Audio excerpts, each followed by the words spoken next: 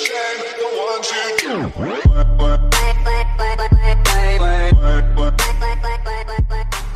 So guys, welcome back to Rydeus-The channel. Welcome to video number 22 in the Freedom series. Of course, we're going to video number 31 because every day for the month of August we're going to be providing you with a video that should work towards your improved financial well-being. In today's video, we want to encourage each other to manage your inner dialogue. Manage your inner dialogue. Manage your self-talk. Those things that you say to yourself habitually about yourself and about your chances of doing well in the areas that you want to do well in. Remember in a previous video, we talked about, I don't know if we mentioned Joe Dispenza and his theory that thinking is the language of the brain and feelings are the language of the mind. And our feelings connect to a frequency that allows certain things to happen for us. So we have to be mindful of those things that we are saying. Those things that we say about ourselves attaches a particular mood, puts us in a certain mood. And when we're in certain moods, we believe certain things about ourselves. If we're in an upbeat mood, we believe empowering things about ourselves. If we're in a low mood, we believe negative things about ourselves and about our chances of doing well. And we make negative statements about ourselves and about our chances of doing well. There's something called the emotional tagging process or the emotion tagging process. When you use certain words, certain emotions are tagged. You begin to feel certain way by saying certain things about yourself. You begin to feel certain way by thinking certain thoughts through the emotional tagging process. We must make the decision, the conscious decision, to say positive things, to think positive things. In a previous video, we talked about the inner critic or the inner villain. That voice within us that speaks negative about us. We must avoid the inner critic best as we could.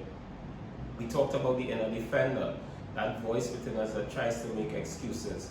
And we talk about the fact that excuses are totally useless because they take us no closer to the goals that we set ourselves. They are not the kinds of action that will produce results that we want. So excuses are totally useless. We must be ready and willing to banish the inner critic and banish the inner defender and begin to operate from the inner guide. And in terms of the inner guide, we talked about informed optimism. I am optimistic about my chances of doing well because I am I'm engaging in certain causes which would allow me to get results that I am after.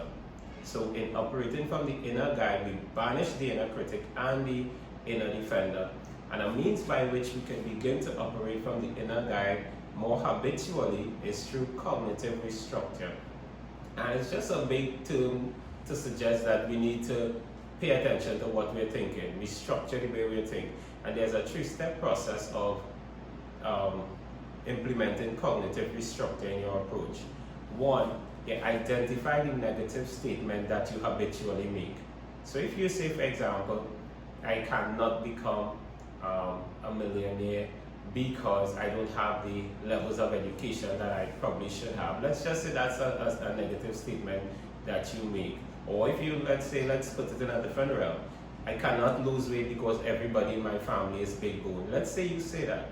That's a negative statement that you habitually make. You're operating from the inner critic and the inner defender.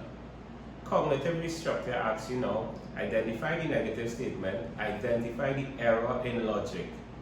And the error in logic could be something as simple as you don't need to have high levels of education to become a millionaire. Or not because everybody in your family is overweight means that you have to be overweight too. There's a logical process that you can embark on that would allow you to become a millionaire. There's a logical process that you can embark on that would allow you to lose weight or manage your weight.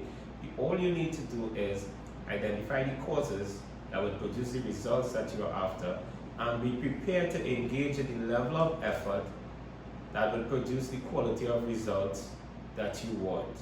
So, you identify all your negative self-statements, step 1. 2, you identify the error in logic, just to prove to yourself that you are not making sense about what you're saying. And the 3rd step is that you create a new coping statement, and which we call an affirmation, affirming to yourself that you could in fact achieve those things that you want. and you're doing it from an informed perspective. I can become a millionaire because I am doing certain things that persons who become millionaire, things that they do, I am doing. I have multiple sources of income. I'm not spending all the money that I earn. I am not accessing credit and having to pay huge amounts of interest. So there are certain things that I'm doing that I'm very, very confident I am on my way to becoming a millionaire. You begin to affirm these as new coping statements.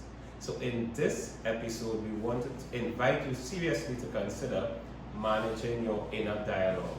Anytime you see yourself thinking negative things, stop immediately. It's called thought stoppage. Stop thinking it immediately. Stop. And you could say that. Say it to yourself.